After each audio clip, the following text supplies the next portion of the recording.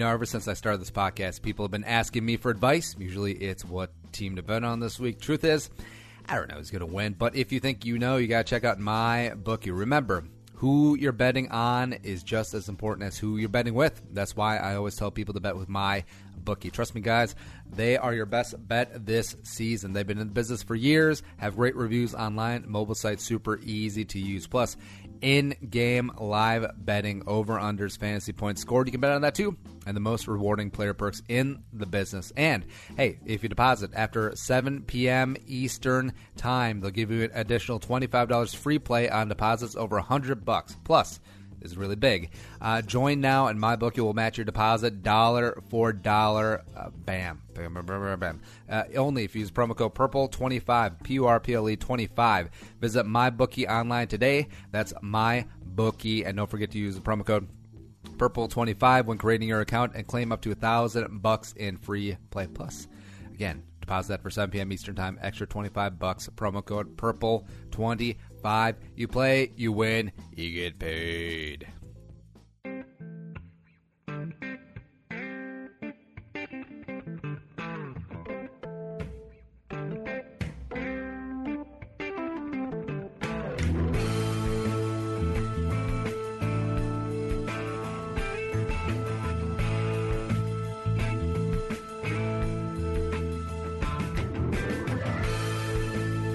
And come back into the Blue Door Pub, Thunderdome for another Bull with Andy Carlson, Minnesota's 87th best daily podcast show about everything and nothing at the same time. And everyone's middle name is Jerome.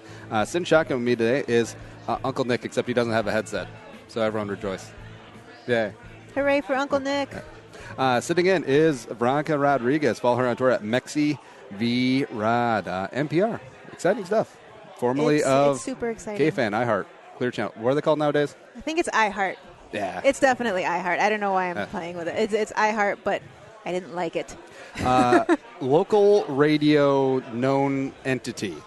I like fair? that. Is that fair? That's cool. Because celebrity, I feel like celebrity gets worn out. It gets lost in the wash. Like people call everything bullying nowadays, so then it becomes meaningless. Like celebrity. Internet celebrity. I've never even Instagram celebrity. Entertained that idea. No. I have less followers on Twitter than you do, so if anyone's a celebrity here, it's you. I spend too much time on there. I think most people do. I wish I had the time. I do not. Coming in, talking some radio, talking some sports, talking about everything, which is usual on here. But first, let's get into your backstory. So what's your deal? What's my deal? Where'd you come from? Where'd you go? I'm from East St. Paul, right in the hood off of 35E in Maryland. My parents still live there 30 years later. Yep. That's where I grew up. I went to school in St. Paul. My high school is now closed. That's how ratchet that joint was. Wait, did it have a name, or was it like ISD 285? No, it was called Arlington Senior High School. Okay. It was on Rice Street in St. Paul. What was your mascot?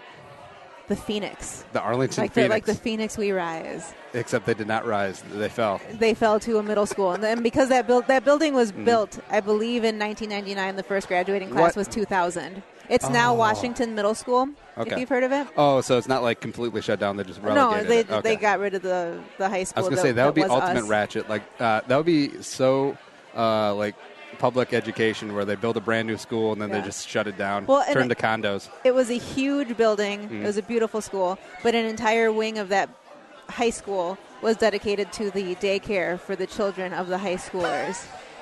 So if that's any indication to you how wonderful of a high school I went to, now, that's what it was. It's funny because when the wife and I were looking for a house like 2 years ago, we mainly looked at the Zillow ratings because we're a relatively young couple. I like St. Paul, I like Uptown, I like whatever. But then we looked at all the Zillow ratings and just like, all right, so it's red and then green all around the circle. So that's how we ended up in the suburbs, and we're basically neighbors. Yeah, there's the occasional chunk of maybe 4 blocks around the Twin Cities that are genuinely good neighborhoods to live in. But everything around that, not so much. Well, it's weird because I feel like when you're in the inner city, and this could be of any metropolitan area, it goes so fast. Like from year to year, whether it's a good neighborhood, bad neighborhood, good school district, bad school district.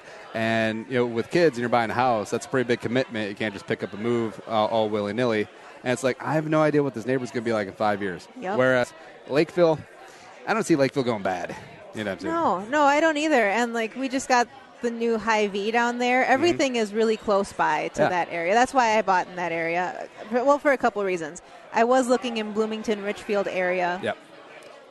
But there was such a small amount of house and yard for the same dollar amount of the house that I bought. And I have 2 German Shepherds now. Yeah, I've stuck with German Shepherds since the very beginning. But I have 2 German Shepherds now that are oddly large. So I needed oddly large for a German Shepherd. Oddly large and they tell me this all the time. They call my dogs obese. I don't want to hear it. They're thick. They're husky, so to speak. I needed the yard to match. And I like space. I mean, I have a lot of electronics, both for my job and for entertainment. I have pretty much all the game consoles, all of them. Wait, are you like a 14-year-old boy when it comes to electronics? Correct. Except I actually know how to hook them up properly. I don't have to call my mom or go to YouTube. All right. So you're really big in the video games, right? Sure. Yeah. That was the sarcasm. No, that was some sarcasm because it's I hear other people in the Twin Cities on the radio talking about video games as if they know anything, but they don't have the time to play them like I do. I'm like, you guys have kids. You're going to sit here and tell me that you've played this much of a game and you have this opinion of a game when you can't possibly. You have not put in that kind of time or money. Ooh, are you still on Video Games Weekly on KFAN? I was once. Oh. I was on there once. And it was specifically because it was I did the review of Tomb Raider, the newest Tomb Raider, and Paul Charchian knew that was my game. Like, that was the very first game that convinced me to buy a PlayStation to begin with. Do you identify as Lara Croft? No, because that's a white girl. Yeah. I don't think she could hang in the main streets of Lakeville. In Mexico, they probably saw the bootleg version with, Michelle Rodriguez as Tomb Raider. And her name is, Regina. She's got her nails Rodriguez, did. Yeah, she's got 3-inch nails. She wears hoops. Yeah. But sorry, I digress. But so what did you do after? You don't have to digress with me. What did you do after Arlington Super High School? I went to Arlington Super High School. I was in the ROTC program for 4 years. So my original option was to join the Navy.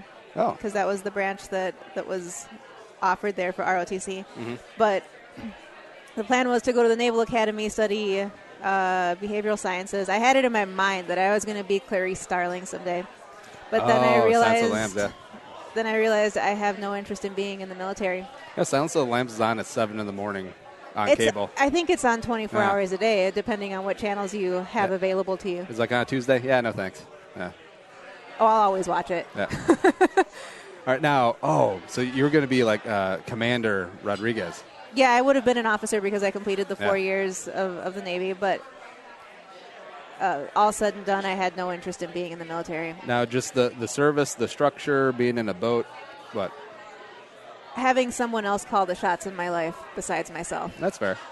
So I took 3 semesters to go to community college because I didn't want to fall behind. So I went to community college, figured out what I was going to do. I was thinking something to do with music because I was also in marching band, played several different instruments there. Did 3 semesters in college, in community college, and I was like, I don't need an AAS degree in nothingness, so I'm just going to transfer now because I had found a school in downtown St. Paul, McNally Smith College of Music, that offered music production. Reading it seemed like a lot of the people Was that the place near the White Castle? In downtown St. Paul? There's no White Castle in downtown. It's across the street from... I just made that up to be glib. Well, here's a not funny, but funny. It's right across the street from the Church of Scientology. Wait, there's a Scientology place here? Sure is. It used to be the Science Museum. Nick, how come you haven't joined up with Scientology yet? We've talked about this.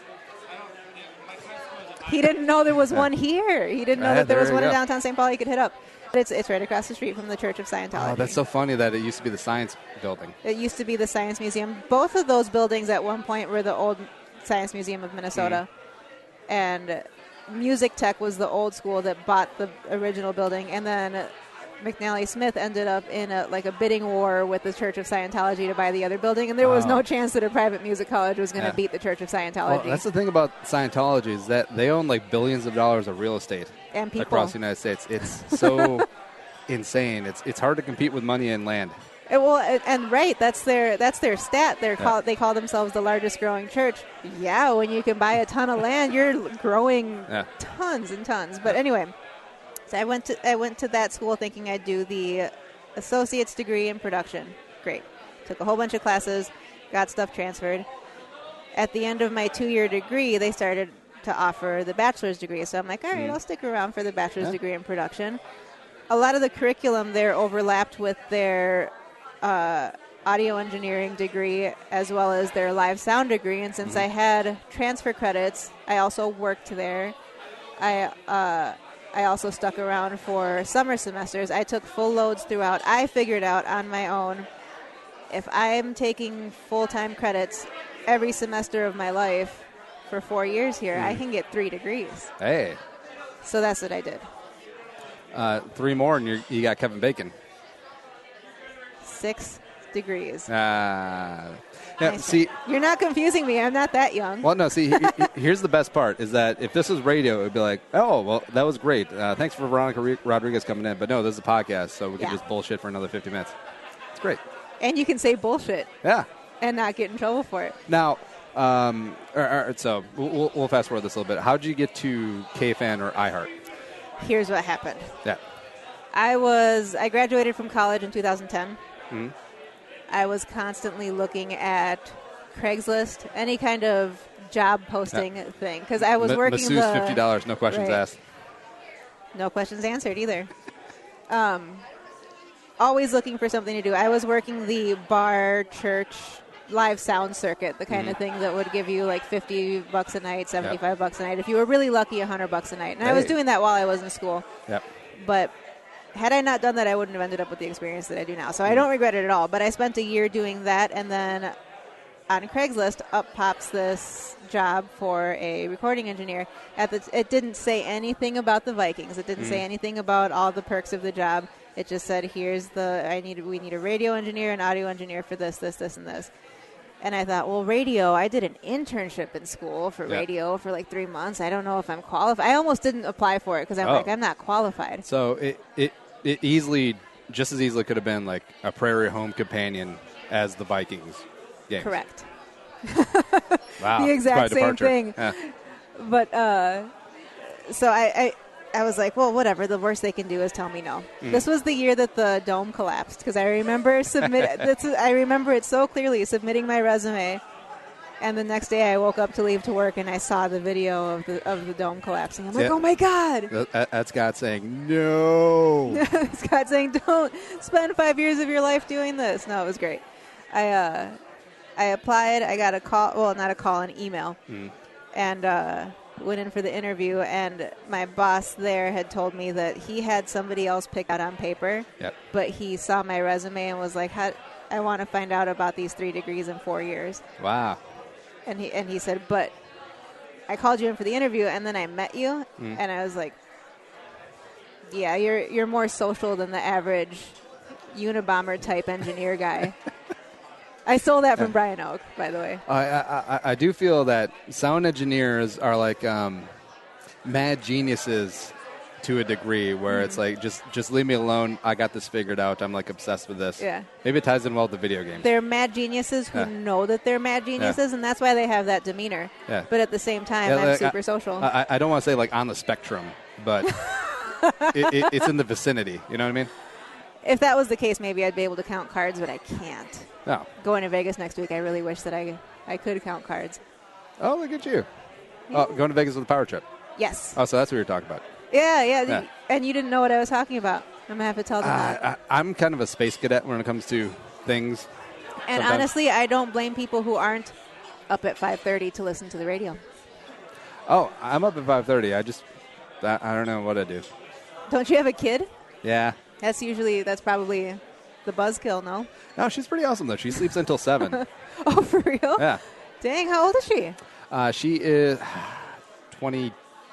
Oh, my God. You go months. by the months? No. Well, no, here's the thing.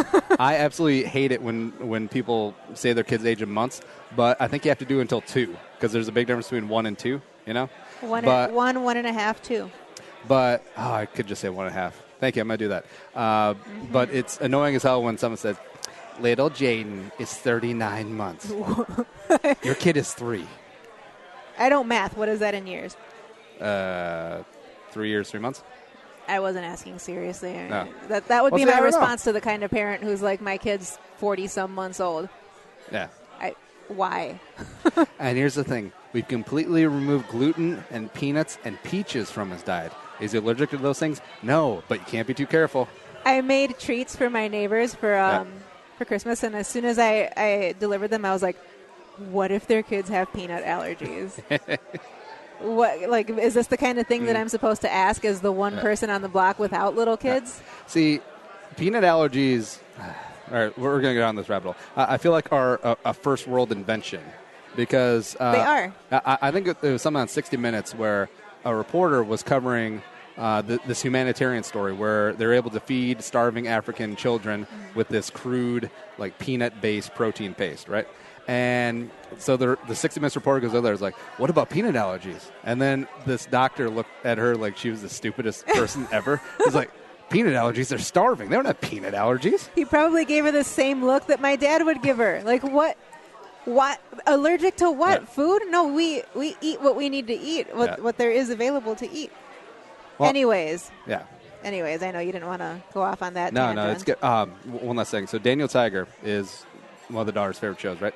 And except today, his episode was he had a peach allergy. I didn't even know that was a thing. How can you be allergic to peaches? That's not a thing. I Googled it. Apparently it is, but it seems made up. Everything that you can Google right now is made up. Everything that anyone is allergic to right now is made Besides, up. peaches are delicious. Who is allergic to a friggin' peach? I'm not allergic to anything. And I feel it as if I would die if I was allergic to anything. I used to be allergic to shrimp, and then I got over it, unlike Adrian, which shows I'm a better human being. Well, yeah, and other things. Anyway. So low standard to meet. No. Anyway, so you got to do Vikings games, which is Yeah, awesome. I found out on my first day that Vikings games was part of the gig, and I thought, okay, well, that's overwhelming for someone with no radio experience. Sure, I'll try it. The dude before me had done my job for 10 years. Yeah. And it didn't occur to anybody to document anything, like the way he was doing things on all the gear and everything like that. So I kind of had to figure it out myself. I got his phone number. I sent him a text message. I'm like, hey, dude, if I give you a bottle of Jameson, will you come show me what you do? Hey, I feel like audio text, there's probably a lot of little like idiosyncrasies, like things that you like could do yourself, but it's hard to explain. Yeah, and there are, and especially because nothing was clearly labeled. Like when I left everything documented and labeled. Yep. And color-coded. Yep.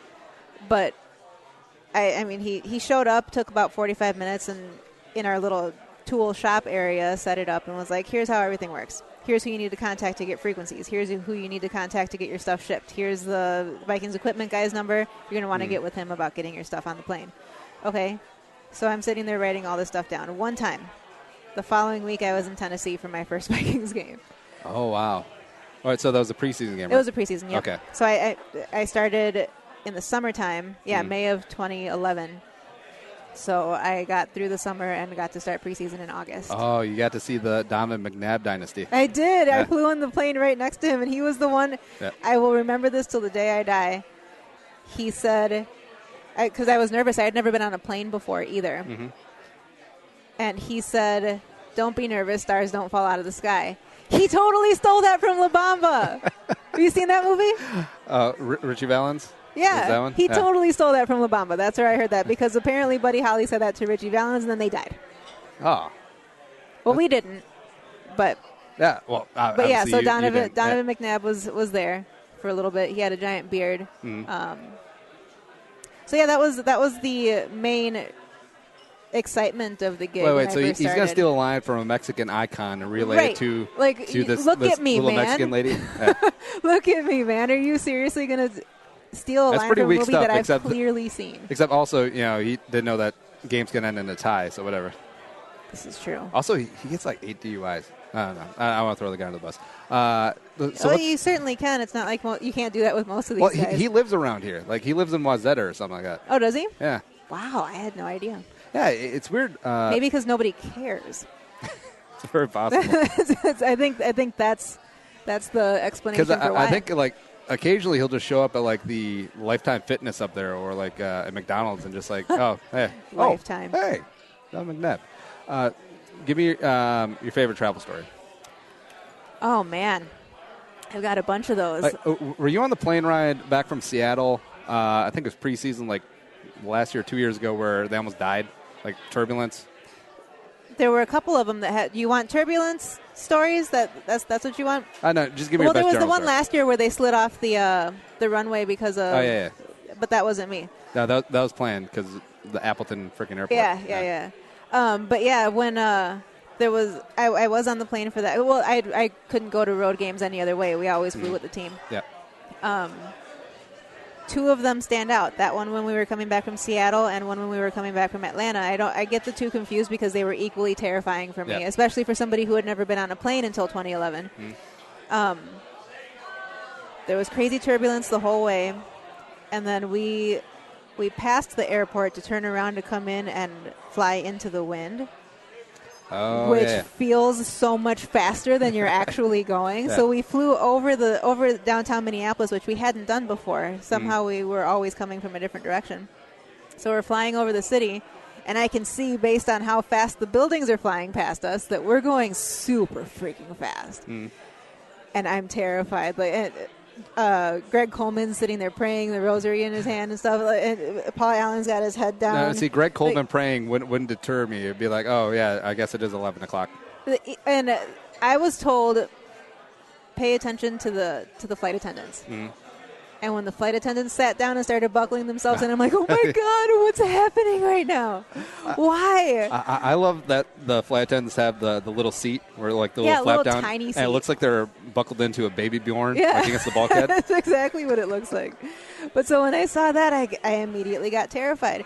We did one of those, like, double, triple landings where you hit the ground, you come back up, you hit the ground again, you kind of like you're turn a little skipping bit. A rock across the lake. You kind of turn a little bit. The wing almost looks like it hit the ground, but it didn't because I guess they're very flexible wings. Yeah, I was on that plane. That sucked. Now, is that a private, like, team charter, or do they just charter out from, like, Delta or something? They charter from Delta. So it's your standard Delta plane. Bigger planes during the preseason, obviously, because we have extra people on there. It's usually like a seat between everybody. A chip seat. Now, what's the obviously there's a difference between coming back from a win and a loss, but, like, what's the temperature of the room in both of those situations? It's the same. Is it?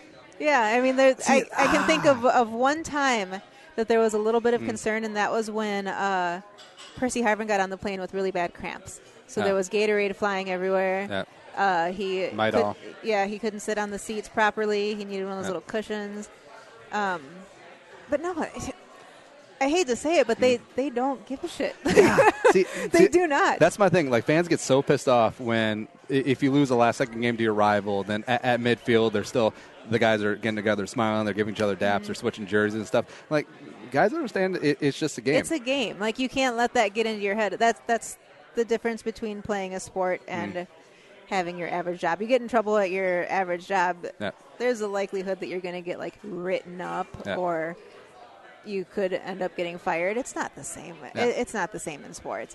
Yeah, it never affected them. If anything affected the players at all before and or after flights, it's temperature differences. When we would get off the buses to get on the plane and it was 40 below, people are screaming because you can like get on the plane. This is how they do it. You walk up the stairs to get in the plane and all the snacks are right there, so you can take your time grabbing some snacks to get to your seat. This is before dinner is served. And people were like, no, shut up. Leave the treats there. You don't need a Nutri-Grain bar. Just get to your seat. Let us on. Because everybody's waiting on the steps to get in. I saw more effect there than oh, we just lost. Oh, well. Yeah. Losing the last second of the Ravens, letting Joe Flacco march 80 yards in 45 seconds. Bye, Leslie. Yeah, whatever. What's the food situation like? What's the dinner like on the plane? There's a menu, actually. Ooh. You get to pick usually between a red meat, a chicken, and a seafood. They all come with a side salad and a dessert. Yep. You get actual plates. And this was the thing. Wow. Like, I had never flown before this, so I knew nothing about commercial flying. Mm-hmm. So when I finally reached the point where I had to get on a commercial flight, I'm like, wait, there won't be peanut M&Ms on my seat and an apple juice and my name? So you flew Spirit. Is like, oh, well, yeah. How much are the peanuts? Oh, $8. Oh, well, shit. The peanuts cost something? What? Yeah, I know. It's insane. You don't have my choice of M&Ms and or gum or anything. Basically, they'd have little bags of grapes and stuff. I don't get to sit next to Michael Jenkins. I always sat next to either Paul, Pete Bursich, who's also our neighbor. Oh, I know that. Or Greg. There was one time that I inexplicably ended up way far up in the front seats, and I think I was. Who was I near? I was near Rick Spielman, and that was the day that I chose to watch Magic Mike on the on the little screens because you can watch the movies for free. They didn't charge you anything. Well, Magic Mike XXL came out. Rick seems like a pretty conservative, pretty religious guy, but you know that he was like watching that movie, kind of like just grabbing a peek. Rick was my homie. He wouldn't try to censor what I watched. Yeah. And plus, he knew me somewhat off of always being on Paul's show and stuff, so he'd always have to chill with me beforehand. Yep. I think he knew better than to try to censor what I watch. Lesson, give me a good PA story. What's your favorite one? Oh, man. PA was not pleased when I decided to leave. Did you hear the show at training camp on my last day? I remember waving at you because I was... Oh, that's right. You were actually at training camp. Yeah. So you couldn't have heard it. He did the entire first segment, him and Wabi, because Wabi was always on these trips with us. The entire first segment was talking about having me there for 5 years. Yep. So, of course, that's going to be my favorite because, like, he doesn't do that for just anybody. But you end up becoming like family when you have to actually travel together. And I have to, not have to, but I would always kind of take care of them throughout the broadcast portion of the games and stuff because is your volume okay? Do you sound okay to yourself? Do you need this? This booth is really small. Maybe Wabi can sit back there. So I guess that would be my favorite. See, travel and like being in close confines, that's very polarizing. Like you'll either love each other at the end or absolutely hate each other. Yeah. Right, and that I can totally understand his concern when I started because it's like, this is a new person. I've had the same person for the last 10 years. Yeah. It's a new person. It's a chick. It's the NFL. Can she handle this? And I think after the first couple of preseason games, he understood that not only could I handle it, I could hang, and they needed to be able to handle some stuff too. Yeah. Because I say some pretty sketchy shit pretty often. I say and do some pretty sketchy shit. So it was like they had to understand what they could and couldn't say around me, which basically they could say anything, and there wasn't anything that they couldn't say around me. And I think that's the vibe you need to have. Yeah. Because there's other girls that do this. I'm sure maybe not for the NFL, but there's other girls that do this line of work. And I'm like, wait, what do you mean do some sketchy shit? Did you like steal their identity? Like take PA's mail? Not theirs. I saw Blair Walsh naked. That is the thing. I feel like that would be okay. I feel like most ladies definitely see that Blair had things going on well. Blair and I wear the same size shoe. Yeah, I mean, besides being a hobbit, I mean, he's got a six-pack at least. I didn't see all that. We'll just leave it at that. I'm trying to think of which PA calls you were there for. So you missed out on 09. I got the Greenway pick six for 91 yards at TCF Bank Stadium. I re-listened to that what was it, 2 weeks ago? AJ posted it, and I re-listened to it and watched it on YouTube at the same time, and I started crying. Because I loved Chad Greenway. He was such a good dude. He gave me advice on what to do with my knee because I had a knee injury, and it was like, here, go see this guy. Don't even worry about it. This is who you should see. I was there when Adrian tore his ACL. Oh, Washington? Yeah, in D.C. That stadium was so quiet that you could, like, hear him yelling from the press box. Let's see what else. I was there for a lot of Cordarrelle returns. Yeah. Which I'm a little bit sad that he left, but because he was a sweet dude too. He offered to carry my bags up the stairwell once. Mm. I said, "No, dude, I got it. Go." Yeah, there's a lot of guys leaving this year. Did you ever get hit on by the players, or do they know better, or they find out to know better? I never got hit on. I don't know if it's I don't know what the reason is, but I have a feeling that it's my demeanor. It was when I show up to work, it's very much I'm here to do my job. Yep. Don't even bother trying. And I think a lot of people would back me up on that. Your demeanor is not very, let's hit on you. Yeah.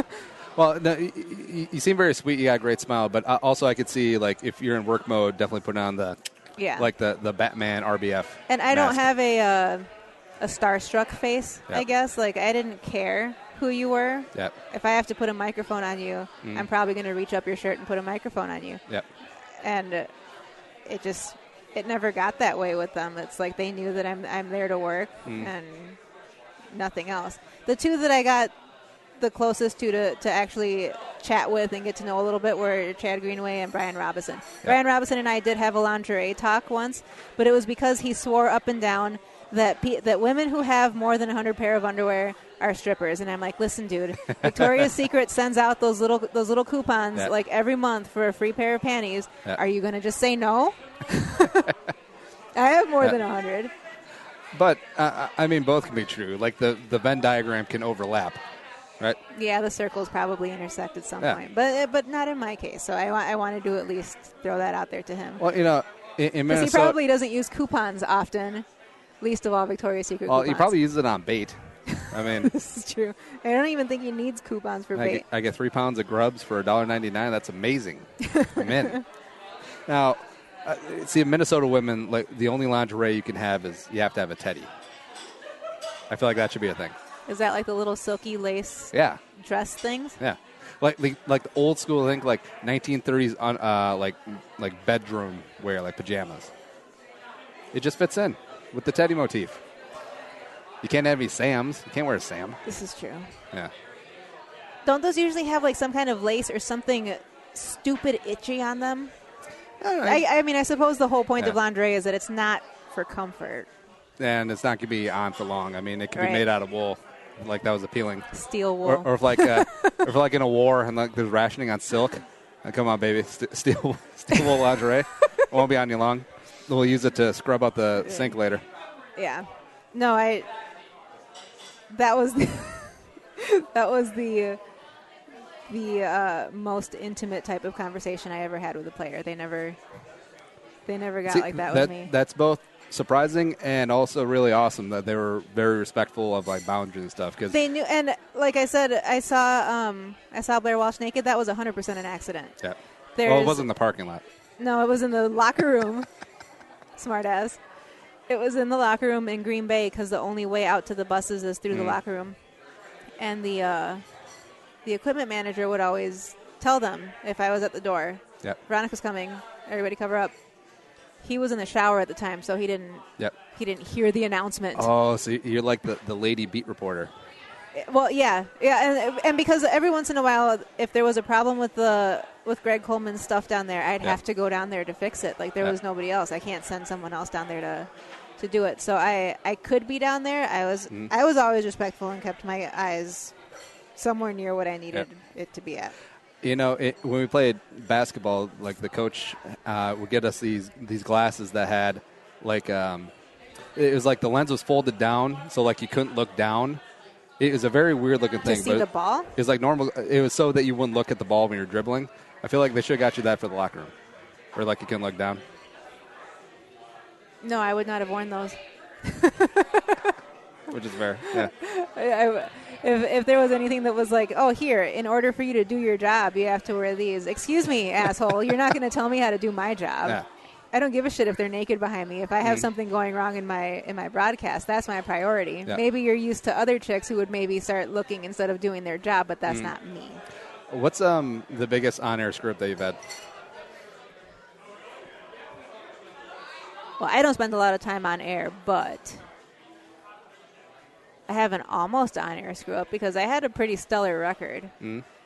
But again, cursed Green Bay. This is the worst story that I have. Well, it was they it just was got the one, electricity 15 years ago. It was the one that I believe got me the closest to having a heart attack. And this is the one that I told at my job interview for MPR. They were like, okay, what's the worst thing you've ever had to troubleshoot? In Green Bay, my mixer, like the one you have there, only substantially larger. And better.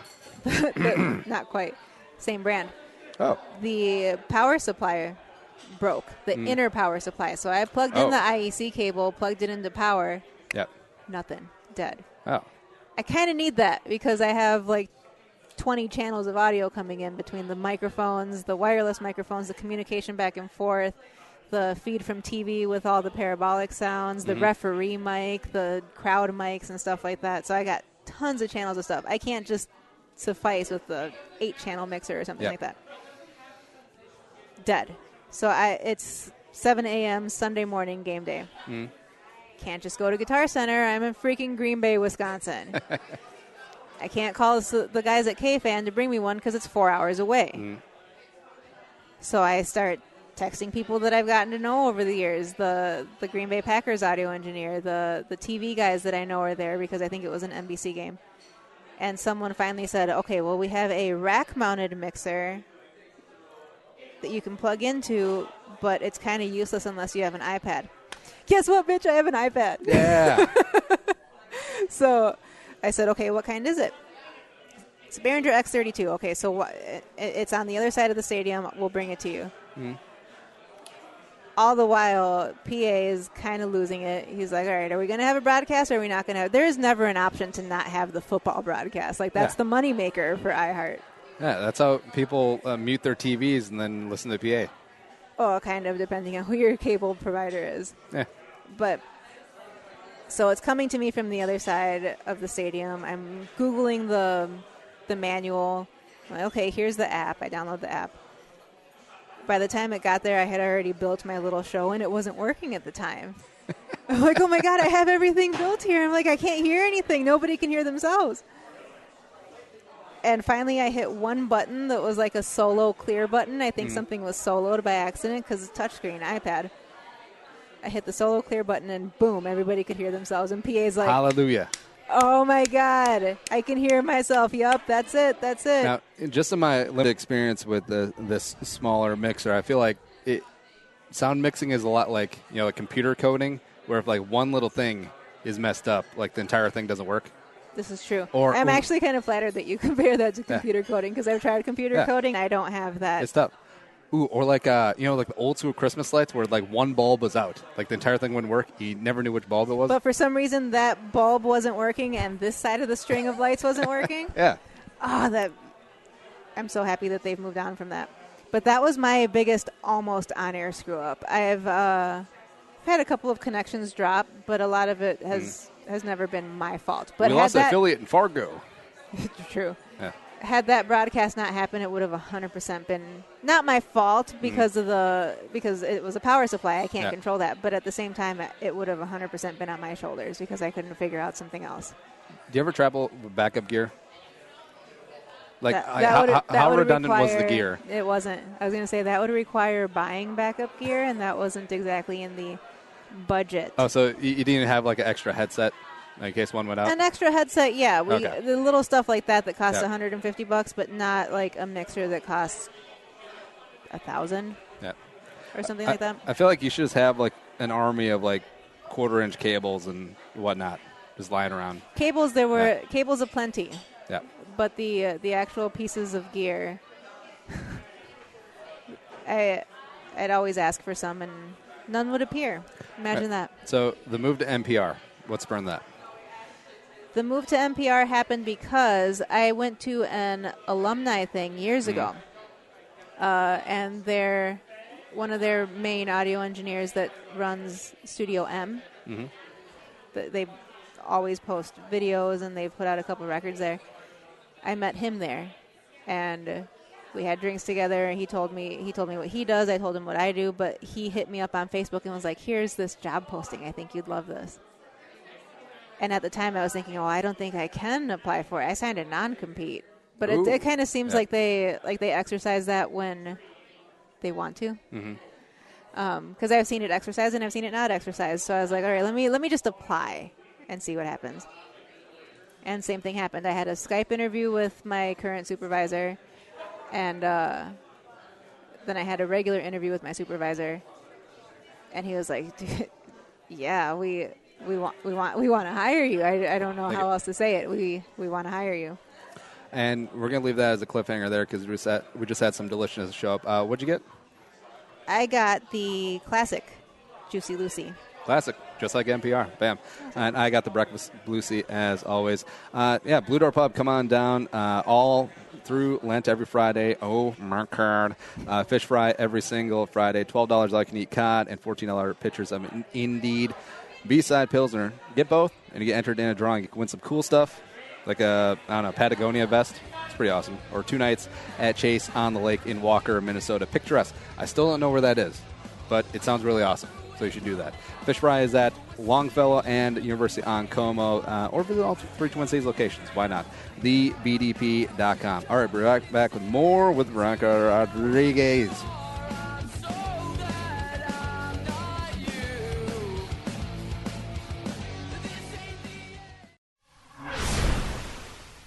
I got a fever, and the only prescription is more Purple for the Win podcast with Andy Carlson. Come to you all off season long, covering free agency, the draft, OTAs, and then we're on to training camp. Get the show on 1500 ESPN, Podcast One, and the Podcast One app.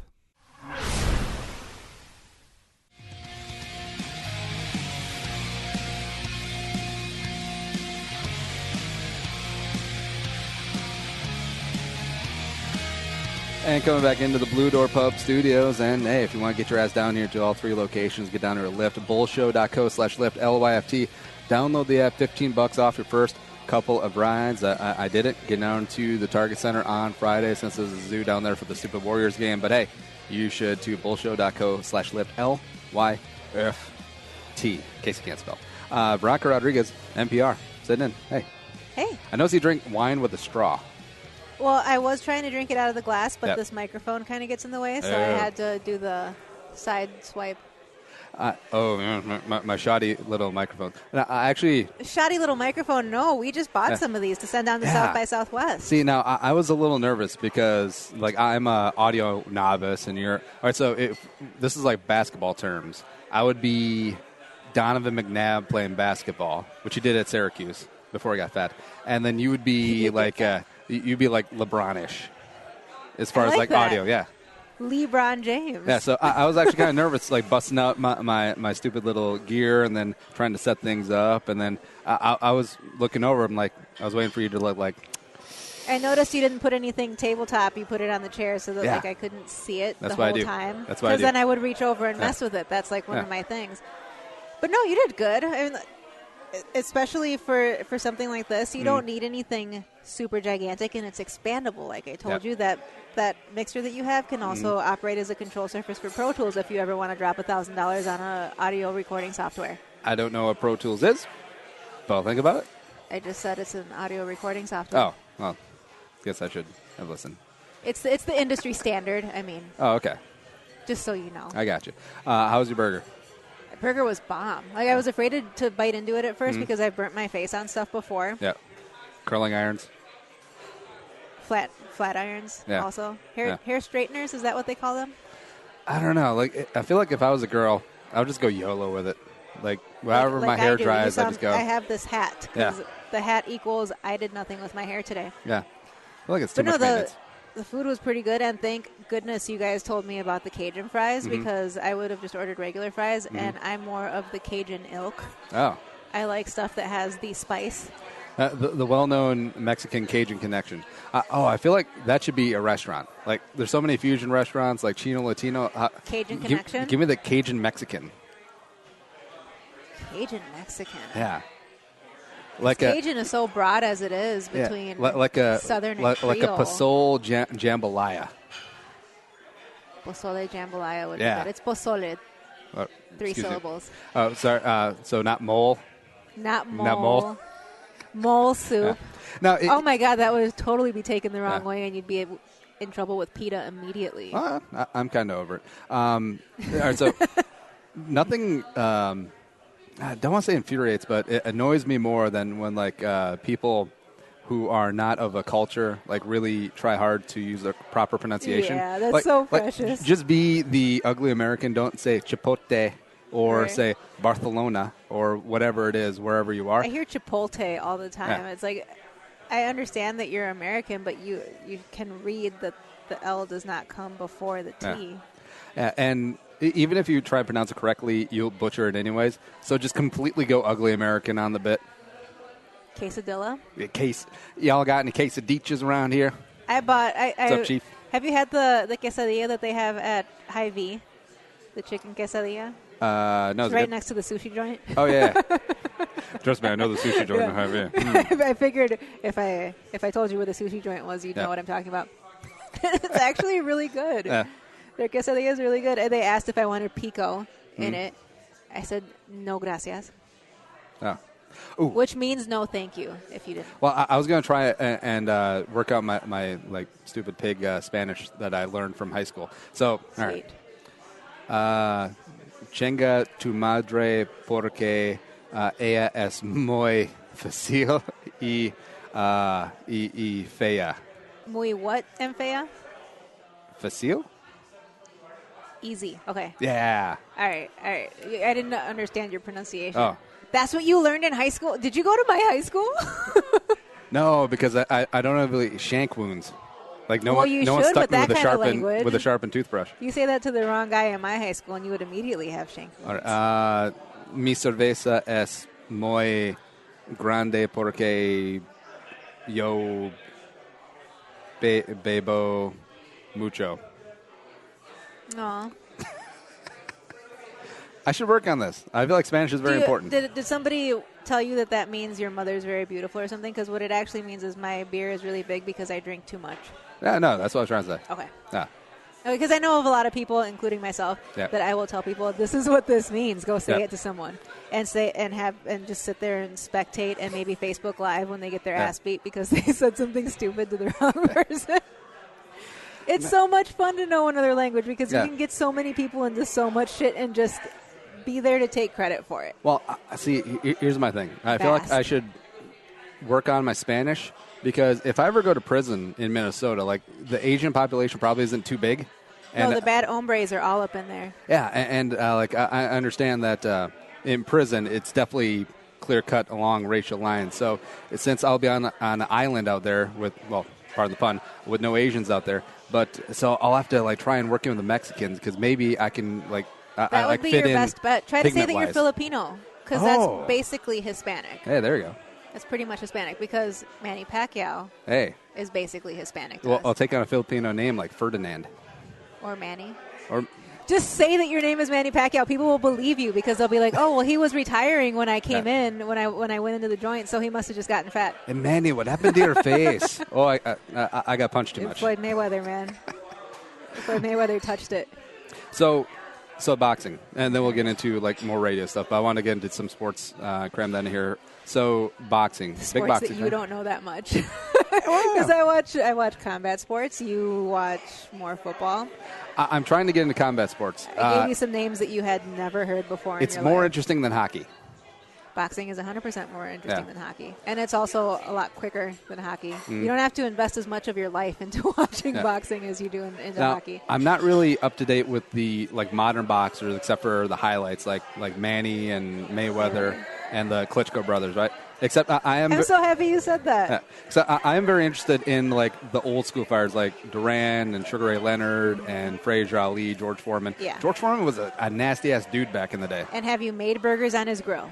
I have, because I'm an American who was in college. So yes, I've had a George Foreman grill. Yeah, George Foreman was bomb. I don't think that boxing would have had as quick of a fallout as it did had more boxers continue to be that way. Yep. Because they were there to fight, not just to box. I mean, boxing is, they call it the sweet science because it is a science. There's the defense and the offense. more often than not, nowadays you're seeing more defense. Yeah. When people want to see offense, that's why UFC has become so popular. There's an immediate payoff. You see blood, you see cuts, you see people going to the ground and stuff. Yeah. It's a little bit harder to watch something like, I heard you guys talking in a previous show about the Mayweather-Pacquiao fight, and why are people so mad about it? Because it was boring. Pissed. Yeah, because it was boring to the average People were person expecting the average person who isn't a boxing fan was like, oh, this is going to be like Tyson Holyfield. Yeah, and I fully didn't expect that going into it, but that was because I was already familiar with the way both of them boxed. Yeah. Floyd Mayweather was not going to get risky and take his chances with someone like Manny Pacquiao. I mean, I don't think anybody knew that he was hurt beforehand, that Manny Pacquiao was hurt beforehand. Yeah. But he wasn't going to just get reckless and be like, okay, well, I'm going to put my perfect record at risk to put on a show. A show is not, he was going to make the money whether he put on a show or not. Yeah. It's called Floyd Money Mayweather for a reason. So I expected that kind of a fight. It was very tactical. Watching it and practicing boxing myself as a sport, I think that kind of thing is fascinating to watch, but I can fully understand that the average person would not see what I see in that kind of fight. Oh, yeah. You're amateurs. You're starting to get into boxing a little bit, too. Only amateurs. I may or may not, depending on how my vacation time starts, because I've only been at MPR since August. Okay. I may or may not be able to do a tournament this summer. Oh, so you're actually going to, like, fight? Yeah, I've done it before. It's the same tournament that I did a couple years ago, but I was hoping to probably get into a lower weight class this year because there's more people in it. Like when you have to put together a fight bracket and there's like 6 girls in your weight division, there's not much to do. Yeah. But when you're in a division where there's like 12 to 15, maybe even 20 girls, better odds and better chances at getting more fights during the tournament. But no, so when I'm watching something like Mayweather-Pacquiao, I'm like, that's what I need to know how to do. I mean, granted, in amateurs, it's like, especially for the girls, it's 3 2-minute rounds. Can't do too much in it. Yeah. In professionals, it's 12 3-minute rounds. Yeah. So you got to work better on dodging and shucking Dodging and jiving. dancing. Yeah, dodging and dancing. And for older fighters like Muhammad Ali, he was really good at dancing around and dodging stuff. Heavyweights then look way different from heavyweights now. So now you mentioned the Klitschko brothers. Yeah.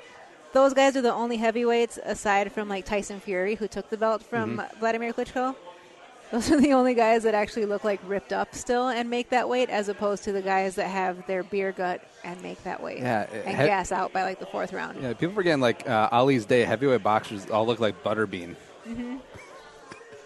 And they just look like tanks, like land ships and out there. And they moved like tanks. Like if you compare the pace of boxing now to those old footage of old fights, those dudes moved so slow. Like you can see what's happening, you can see what's coming, but there was so much power behind there, and they were just throwing it. They were kind of reckless, and that's why boxing was such an entertaining sport then. It's not anymore. Like Foreman when he was 44, when he got that one punch in that shocked. Who was that against? It was some younger fighter, but it was. I could look it up because there's a machine that could access all information in the known universe, and I'm too lazy. But George Foreman at 44, fat, bald guy. And, was it Michael Moore? That's a filmmaker. No, Michael Moore. But, it was like in the 5th round, he got this one shot in and just, took him out. Because, they do say with boxers, the last thing that goes is your punch. And, that's sometimes all it takes is that one shot, which is why I'm sort of hopeful for the McGregor-Mayweather fight. That's not. There's no way that is going to happen. It's got to happen. There's too much money. And if it does, it's a gimmick, and the decision will be made beforehand who wins and who doesn't, and it'll be for money. Like there's no. I order pay-per-view fights often. like there's no names like this weekend. Gennady Golovkin. You think of him as a no name. I think of him as a superstar. Yeah. I'm buying that fight. I would not buy the Mayweather-McGregor fight. I'd happily look on Twitter and be like, oh, yeah, Mayweather won. Great. Yeah, Mayweather won in a decision after 12 rounds. Yay. It won't go to 12 rounds. If they decided to do a mixture of boxing, MMA, they'd probably max it out at 6 rounds. Do you think they would do a mixture? They can't pick a sport. They have to make a hybrid for the two of them. I don't think Floyd's ever kicked. But they have to make a hybrid at least time-wise. For that to be equal, because of the fact that McGregor can kick and clinch and stuff like that. he has the endurance for that kind of thing. Yeah. I'm sure if he really wanted to and stayed on his feet, he could go 12 rounds with Mayweather, but that's assuming Mayweather wasn't like, this dude doesn't box, let me put him down. Yeah. I know that the knock against Conor is that he has not fared well recently against strikers. And except my counter is that Floyd hasn't knocked anyone out in like 6 years. When Conor McGregor lost to Diaz, he lost via choke. Was it? It wasn't a knockout. I mean, he was taking a good beating, but he tapped out on a choke. I just remember early on in the fights, you can see that Conor, like when they're on their feet, was just taking it on the chin, for lack of a better term. He has powerful punches. The problem is he has to get close enough to land them. Yep. Getting close enough to Floyd Mayweather, I believe, would be a very tough thing to do. But, Floyd Mayweather hasn't knocked anybody out for a very long time. I think it has to happen because there's too much money, and also being realistic, this would be the easiest fight that Mayweather could line up for his 50th win. Like, you have a non-traditional, you have a non-boxer, and it's going to be a gimmick. Conor probably like a 10 or 12 to 1 dog, but still, I think it'd be super interesting. It would definitely make money because all the people that bought the pay-per-view or like went to somewhere and paid to get in to watch it, to watch Mayweather-Pacquiao, would watch it and be like, oh, great, exciting, because Conor McGregor's exciting. But like I said, I feel like that would be decided before it actually happened. Let Conor have one kick. Let Conor kick him once. One kick. You have no idea when it's coming. Just let one. That's true. That's true. And the thing is, we don't know what Mayweather's chin is like because we haven't seen him get squarely hit for a very long time because his defense is so good. Now, Mayweather's had hand issues before in the past, hasn't he? I think most boxers have hand issues at some point or another. Manny's issue was a shoulder. Yeah. Mayweather's had a hand issue. It's usually his right, I think, because that's his power hand. A bunch of times. Yeah, because that I can remember. I've got like heavy bagging some gear down in my basement. I've been doing some very recreational stuff, not even on your level of like punching stuff, and like learning how to wrap the hands because that's the first thing that they warn you if you're getting into boxing or kickboxing is if you don't know what you're doing, you're going to break a bone in your hand, you're going to break your wrist pretty easily. So I take the wrapping and very seriously. And doesn't Floyd have issues with like he's got like soft bones or something like that? Or am I just completely making that up? Well, I don't know. I mean, it could be his bones. I can't imagine that it would be his wrapping because he has professionals wrapping his hands. Yeah. But, you know, didn't get enough calcium as a kid. He's already up there in age for a professional athlete. So, you know, after taking a beating for that, your hand's taking a beating for that long, not him necessarily. You know, your body wears out. That's how it works. You know, if you've been hitting things with your hands for so long, even just in training, I don't knock anybody for having hand injuries in a combat sport. And just to wrap this up, I feel like so Conor, he's a lefty, and he's definitely not a traditional style boxer. Which, you know, can he switch? Can he switch between southpaw? Yeah, he's ambidextrous. I was going to say, I thought I've seen him both ways. And I just feel like the unorthodoxy, not the left hand of this, but the unorthodoxy of Conor's overall style could just lead up to he could get one shot in, and that could be it. Yeah. And that would be amazing. And then he'd have to live by his little motto of precision is better than, or timing is better than, or precision is better than timing, or precision is better than power. Whatever it was that he said when he knocked out Jose Aldo. Why do you think MMA has gotten so much popularity? Because it's instant gratification. Yeah. It's all out to begin with, and if you don't, there's more of a sense of urgency to get something done quickly because a lot of those athletes don't. I don't want to say they don't train for endurance, but that's not their main thing. They don't think of it as 12 rounds. They don't think of it as 6 rounds. They think of it as, well, it might go 6 rounds, but I want to end it by this time. I'm not going to lie. I love MMA fights, just like watching on YouTube where it ends in like 12 seconds. Like a lot of the Ronda Rousey fights? Yeah, like she just bum rushes the chick and gets her in an arm bar, and it's like, oh, it's done. Yeah, when she can. Did you see her fight against Amanda Nunes? Yeah, which is weird against like Holly and Nunes is like, oh, hey, I'm really bad against strikers. I'm going to try and box these two chicks. She should never have come back with an immediate title shot. Yeah. Especially since she lost to a good striker. And the thing about Holly is she came from boxing. she doesn't have as much of a sense of urgency. Yeah. She's careful. She's tactical. She tries to move around. She knows she has time, and she knows Yeah. she can because she's trained for that before. So she's been on a losing streak since because I think that's why, because she is too careful. She takes her time. She doesn't she doesn't bum rush people the way she should, and she can. But Amanda Nunes, that girl, oh my God, as soon as I saw her land her first jab, I was like, it's over. And that was only like 6 seconds in. I'm like, no, she's got her. She already landed on her. Now, do you think it was hubris on the part of Rousey? It was like, oh, I'm going to try and beat this chick at her game as opposed to playing my game. Against Holly? Against Nunes. No, I think she just never got a chance to take her down. Against Holly, I think that's exactly what it was. Yeah. She thought that she had it in her head that she could strike. Her coach was telling her that she could strike. She could hit pads, and every single thing that I saw, every single video that I saw on Instagram, on YouTube of her training and stuff about how great her striking's gotten, she's hitting pads, not a moving target. She's not moving her feet. You don't throw punch. You don't just sit in one spot and throw punches at something. The person in front of you moves. So when she started doing that against Holly, that was the first thing. I watched that fight with Chris Hockey on an iPad in Oakland, California, because we were there to play the Raiders. Hockey has UFC Fight Pass. So we're watching it on an iPad, like this big. And as soon as I saw her standing there, like squared up with Holly, I'm like, oh my God, she's gonna lose. She's gonna try. She's gonna try to box her. She can't box her. So, and Holly exposed all of her weaknesses. Like she can't move. She can't execute when someone is moving. I'm sure if she landed something, it would be powerful, but the person has to stand still like her coach was for her to be able to land something powerful. So in that case, I think it was hubris. I think it was drinking her own Kool-Aid.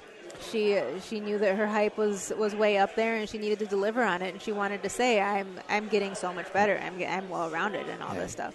I think Ronda ever fights again. I don't think she does, but I wish she would. Which is weird because she had such a rise, and she had star power that transcended the sport, which is rare, and which is what's fringe sports. Well, I don't want to say fringe, but up and coming sports need to get into the zeitgeist, get into more of the public eye, like boxing and Tyson. Tyson wasn't really a great boxer. He was a great fighter. He was a great brawler, and like the whole knockout element of it, I feel like that sort of instant gratification really resonates with the average person. And boxing hasn't really had one of those in a long time. Yeah, and that's why I say that I don't think she does, but I wish she would, because she obviously has the work ethic to be a top-notch athlete. She's medaled in the Olympics, and she had such a huge rise in MMA to begin with. So to show that you can come back from something like that just gives. She always wanted to. She was saying that she wanted to be a role model to girls. Bounce back from this kind of thing. So I'm kind of worried about her minute. Like, she seems like a privately conflicted person. Like, well, I mean, she's had some shit go down in her life. Like her dad committed suicide, and and it was as a result of I think it was a sledding accident. He was sledding with the kids, and he broke his back and ended up dependent on pain medications. I read her book. So that kind of thing, I mean, I'm sure that's on her mind, and her mom's really freaking tough on her. And you see from her interviews that she's really tough on her and everything like that. But I think that's kind of made her the person that she is and the athlete that she is.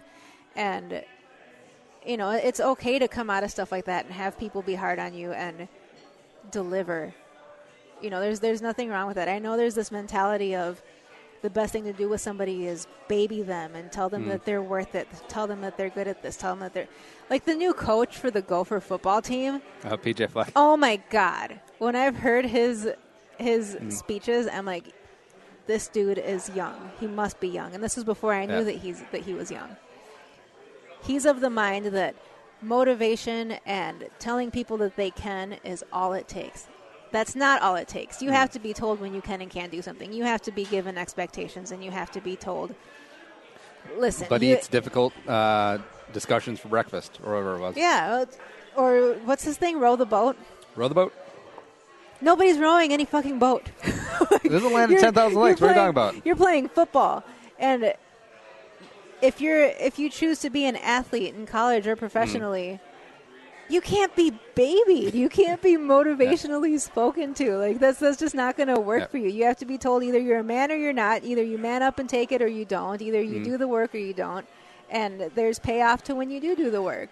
I feel like this attitude can work with like 18, 19-year-old kids. Like this would never fly in the NFL where it's much more of a professional thing. It's going to have to soon because that's the age we're in. But also, like, it's very binary. Like the kids could get amped on this, be inspired, and do what he's intended to do, or just walk all over him. Like one of the two.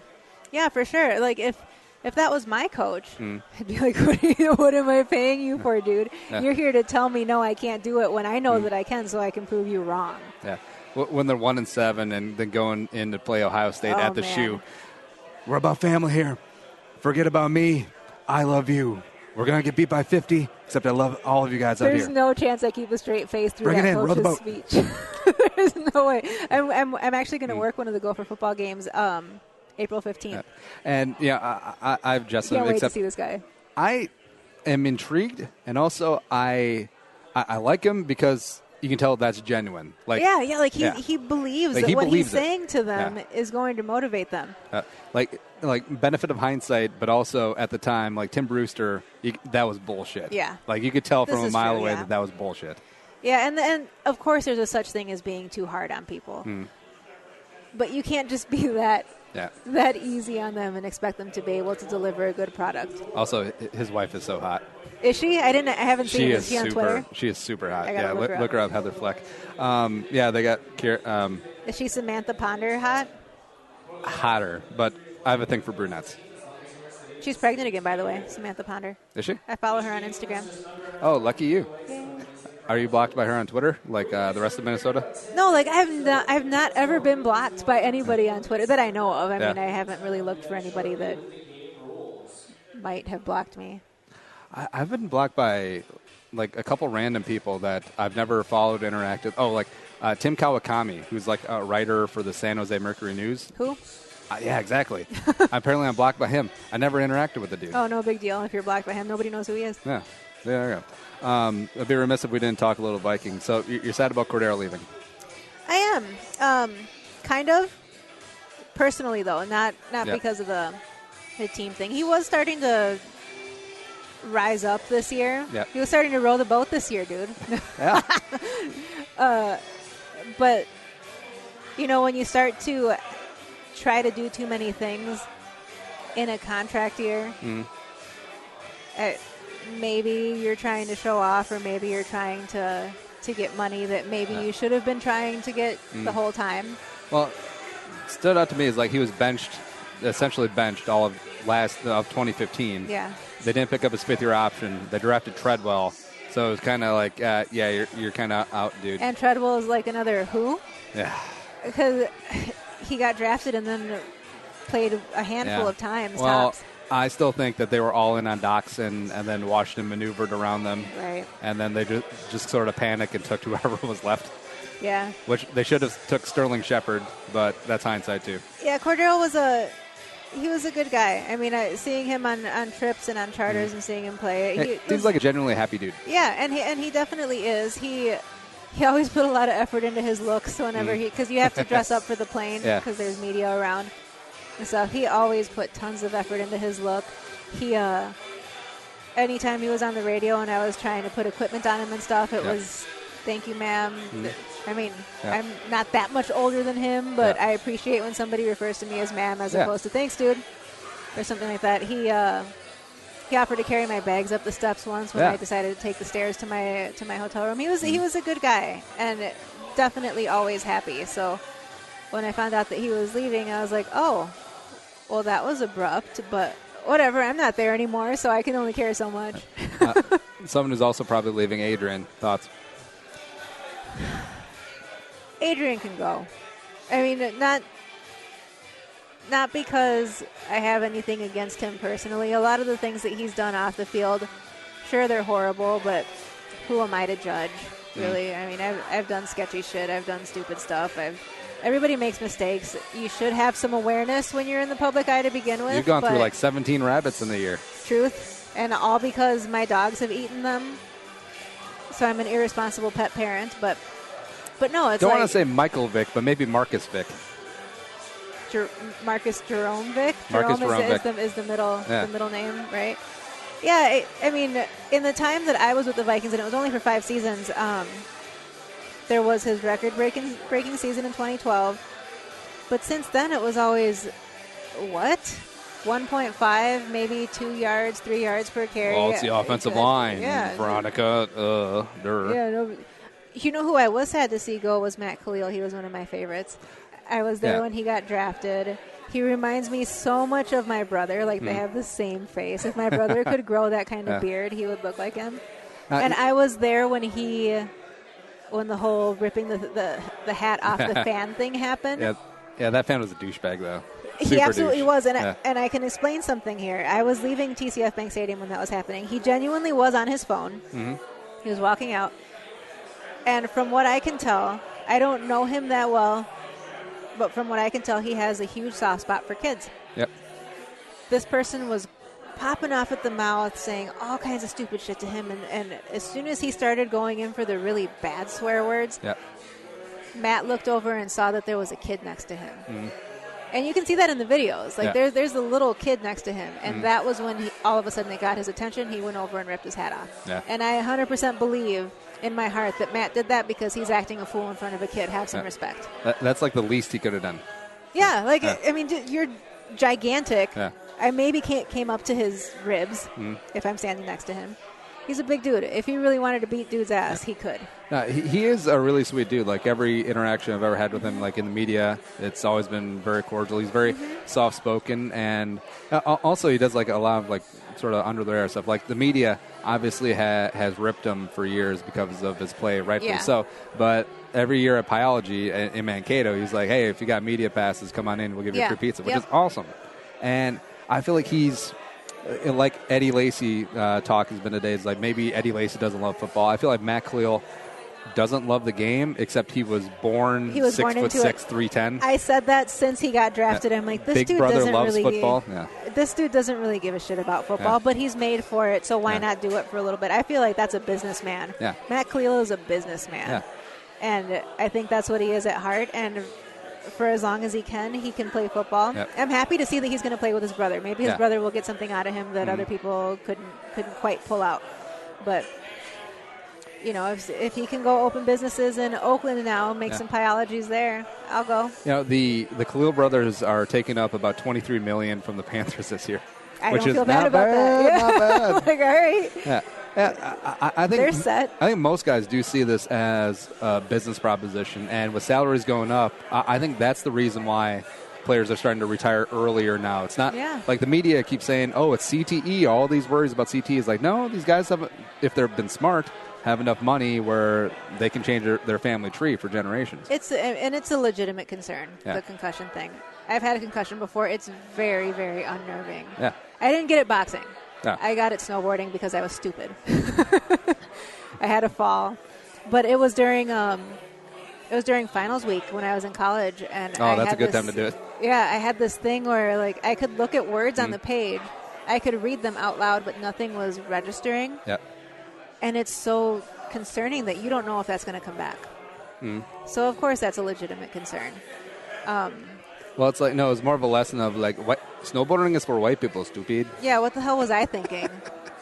I don't belong in. I still to this day do not have an explanation from my dad why we are in Minnesota. Oh, because he's from Monterrey, somewhere near Monterrey, Mexico. How the hell did we end up on the farthest side of this country? Don't know the answer. But no, I mean that's a legitimate concern. The concussion thing, I get it. There was just a fight this past weekend. I forget his first name, but his last name's Lemieux. He's from Canada. He fought Gennady Golovkin, the guy that's going to fight this weekend. He knocked a guy out, and he was out for about a minute and a half before he regained consciousness. And that's scary stuff. They brought in a stretcher. They stabilized his neck and everything. And he's asking me, "Oh my God, is it really bad? Why are they bringing him out like that?" I'm like, "I'm sure it's kind of bad, but at the same time, they got to look like they're doing things right when something like this happens. You got to have precautions. You got to have your protocol, and was one of the mock things that Greg Coleman said. He said concussion-like syndromes during one of the Vikings broadcasts. So when somebody exhibits concussion-like syndromes, you got to be careful. See, that's something I respect about MMA guys, that they respect their opponent, and like, yes, this is like the most close to barbaric sport that we have, but once the outcome's been decided, like if they got a ground and pound or they got a guy in a bar where they're going to break a leg or an arm, like they'll ease off, like right when it's been decided, like even if the ref is kind of slow doing his job. Yeah, like, sportsmanship is it's a very big deal in combat sports. It's the last fight that I saw with Canelo Alvarez was against Amir Khan from Great Britain. And he cracked him really hard. Like, he knocked him out standing up, and then Amir Khan fell back and hit his head on the ground, too. So he, bounced. The first person at Amir Khan's side was Canelo Alvarez.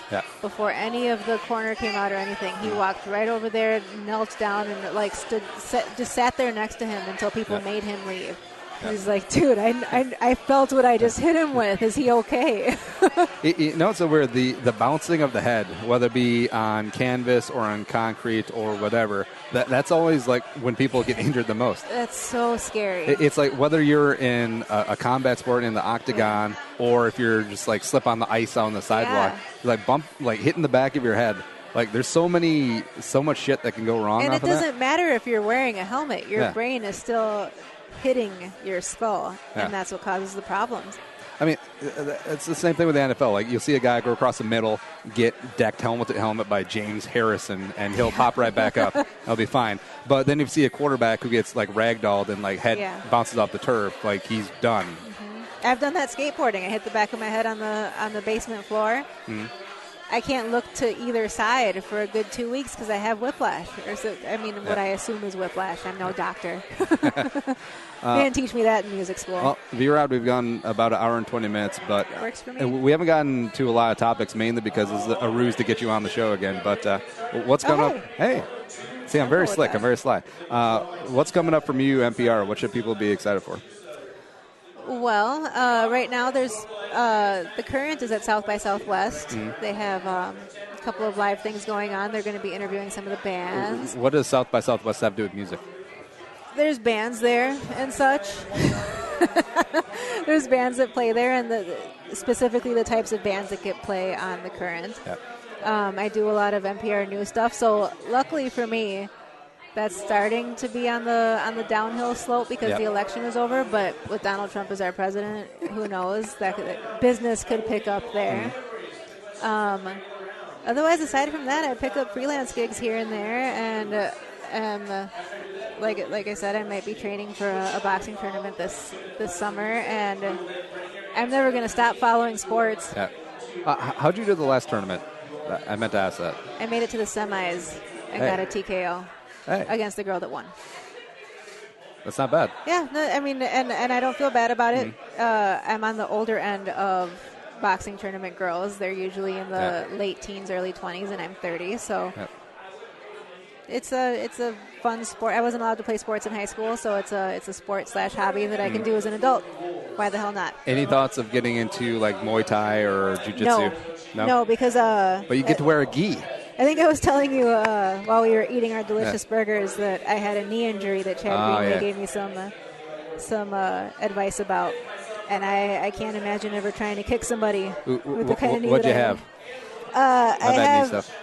I have IT band issues, and I have a just get a new computer. Disalignment of my kneecap, so it goes I've dislocated it before, so it has issues staying in alignment. But so you got the mini Teddy, except for all their ligaments. Except my leg didn't basically come apart. So poor sad. Boy. Yeah. All right. So what's the end game with you? Like, where do you want to be in this radio adventure? I never actually thought that I'd even end up in radio. I was thinking I'd record records for a living at some point, but I was open-minded enough to look elsewhere. Would you want to get into that down the line? Yes.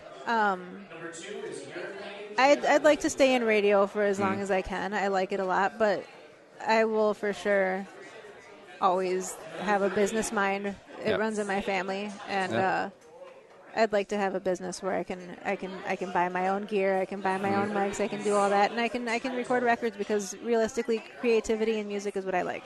Well, hey, if radio doesn't work out, you can always come down to Slum with us, stupid podcasters. And at the same time, radio and podcasts ain't going nowhere, so I can always help with that. That is true. Well, hey, like I said, we are going to have you back on the show many a time. Of course. I appreciate and I'm flattered that you asked me to be here. Really? Me and my ketchup. See, I always find it's weird because, like, most guests when they come on the show, whether here or just, like, on Skype, like, they're very excited to be here. I'm like, really? It's just me. It's show. It's flattering to be asked to talk. Yeah. You know, I mean, especially about just nothingness. I mean, when I was on Video Games Weekly, it was, hey, you really know Tomb Raider. Can you give me the review of it? Well, yeah, you know I can because I for sure bought it. Oh, yeah, last thing, give us a good video game recommendation. Like, what's hot right now? Hot right now, if you have... Ooh, Battlefield 1. Battlefield 1 is bomb. My 19-year-old brother has been hyping that to me, and I'm actually going to download it now because we figured out a hack where we can buy it once and recover it on each other's Xboxes. Sorry, Ubisoft. Next. Or whoever. Next episode, we'll go into detail. The new Ghost Recon game has a very, very good storyline.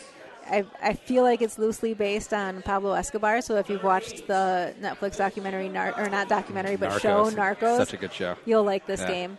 Warning: there's no aim assist on that game, though. Oh, that's weak. Yeah, because I was hardcore on GTA 5 before I decided to play this game, and I'm like, wait, what? There's no aim assist? Wait, so that's a game that you almost have to play on PC. I don't know. I'm not a PC gamer. My brother is, but I got it on Xbox One. So we'll see what happens. Yeah, I used to be really hardcore into video games in college, except then I realized that I have a very addictive personality and I would never get anything done. Well, and you have a kid now, so I mean, you have other priorities aside from getting to the next boss. Well, like I know there's tons of gamer dads out there, and I salute you for getting everything done, but I just get There's a personality for it.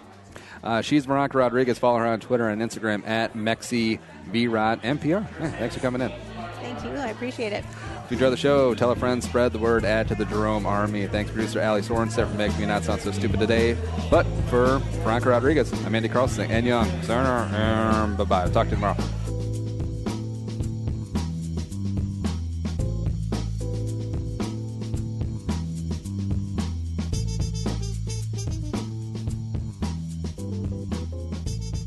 Thanks for listening to Bowl with Andy Carlson, Minnesota's 87th best daily podcast.